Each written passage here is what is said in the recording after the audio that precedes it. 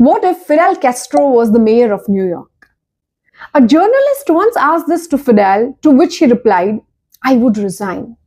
Because a city like New York cannot be governed. This one line tells you everything about the documentary, the Cuba and the cameraman. It follows a journalist, John Elpert, who spent 45 years going back to Cuba and filming the families over and over again. So this documentary captures everything from the early optimism of the early 70s through the collapse of Soviet support in the 90s, all the way to Castro's death in 2016.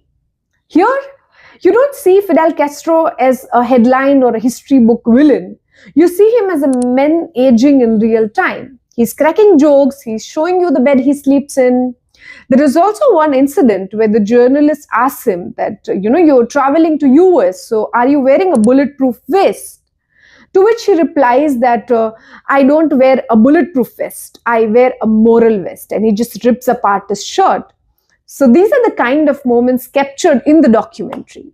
And apart from Fidel Castro, Cuba itself is important because Cuba has been under a US embargo for over 60 years. 60 years of economic strangulation, diplomatic isolation, and regime change attempts. The CIA reportedly tried to assassinate Fidel Castro hundreds of times. And yet, Cuba never folded because for its people, survival became their identity. Resistance became their culture. I recommend this documentary, but I have to say that it is biased. The journalist John Elpert clearly loves Fidel Castro, and that affection makes him look away from the things he shouldn't. So the people in Cuba were being imprisoned, shot, families were getting on boats and drowning trying to escape what Castro had built. So none of that gets attention in this documentary.